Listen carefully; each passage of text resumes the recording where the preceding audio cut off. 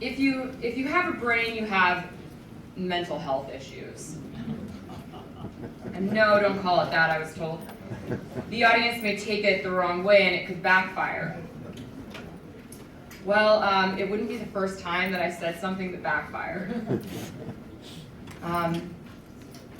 And I heard people speaking earlier about mental health and silence, and I've been called a lot of things, go online. And one of them, though, is not silent. So is everybody ready for a speech that has a lot of interesting things in it? Okay. So my 63 years young mom recently died of liposarcoma. She suffered with this rare cancer for 4 years. And when I tell people this, they shower me with sympathy. My grandfather, her father, a Russian Jew who lived in Linden, New Jersey, he died of suicide. He suffered with mental illness for 50-something years, his entire life. One afternoon, he sent his wife, my grandmother, out of the house and burned it down. When I tell people this, oh wait, I never tell people this. I never met my grandfather, but my mom always said he was a wonderful man, just very ill. Then there's me. I'm one of the Democrats on Fox News. I mean, I'm one of one Democrats on Fox News. And when I tell people this, they shower me with sympathy.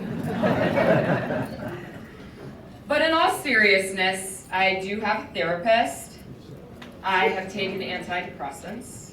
I have used alcohol to numb my emotional pain. I have struggled to get out of bed. I have lost a friend to suicide. I have watched my friends struggle with addiction, only to find out they were suffering from mental health disorders and using booze and pills as their medicine. Speaking of people with undiagnosed mental health issues, I have to mention Donald Trump.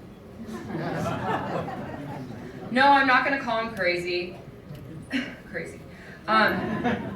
But I thought of him as I worked on this speech for hours last night, while I researched every statistic possible. Like, from 1994 to 2003, the number of American children and adolescents treated for bipolar disorder increased 40%.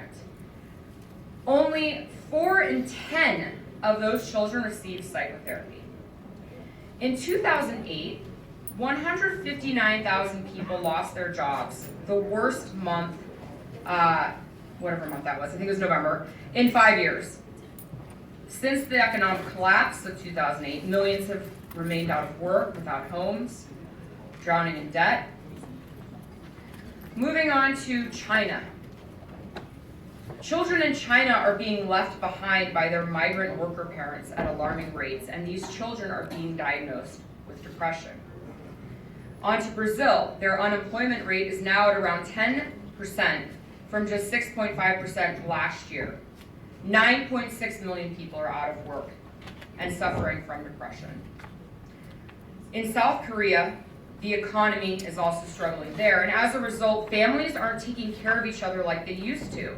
We all know of that, the Asian cultural way of taking care of each other.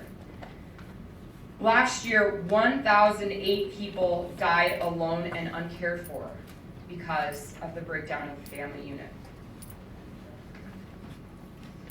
Back in America, we have 2.5 million veterans of the Iraq and Afghanistan wars. Many suffer from war zone injuries, post-traumatic stress disorder, depression, unemployment. The rate of drug overdose deaths from opioids, including prescription painkillers and heroin, tripled between 2000 and 2014.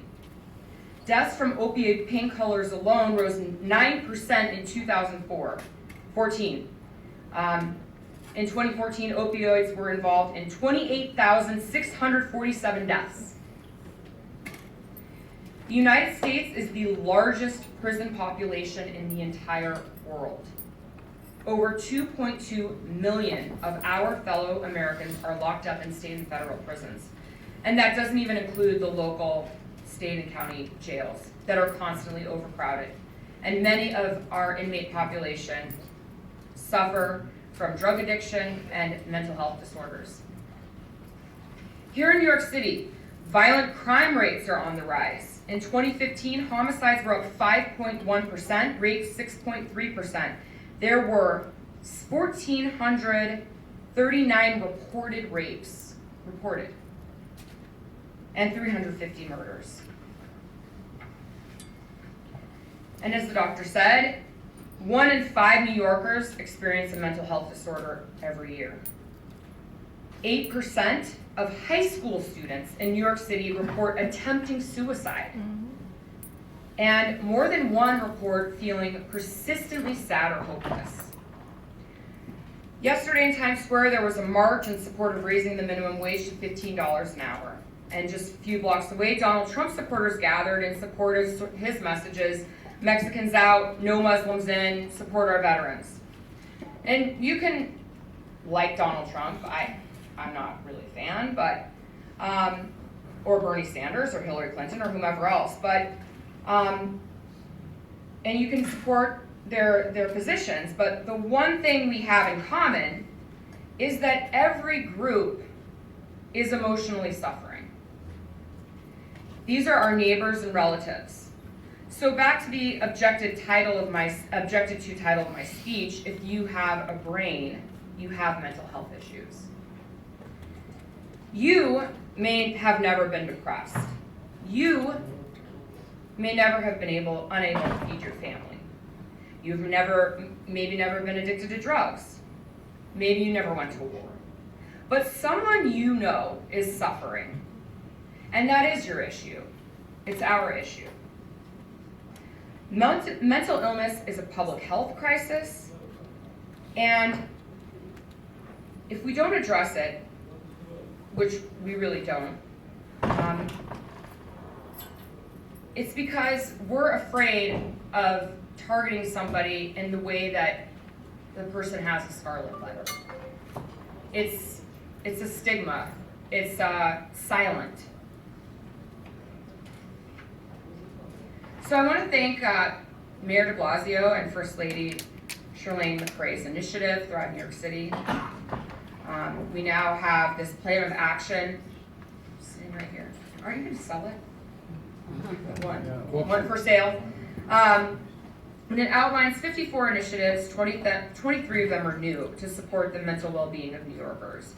But our work is not done. I went to Sloan Kettering every day for years with my mom. Dana-Farber, all of these huge places that support people with cancer. And there's really nothing that supports mental health except an online roadmap when we all have mental health issues. So I want to thank OHel Children's Home and Family Services. I want to thank the mayor's office. I want to thank all of the elected officials that are here and everybody that's devoted to this cause, because it is our cause. And now it is time to take a Xanax, because this speech was very stressful. Thank you all.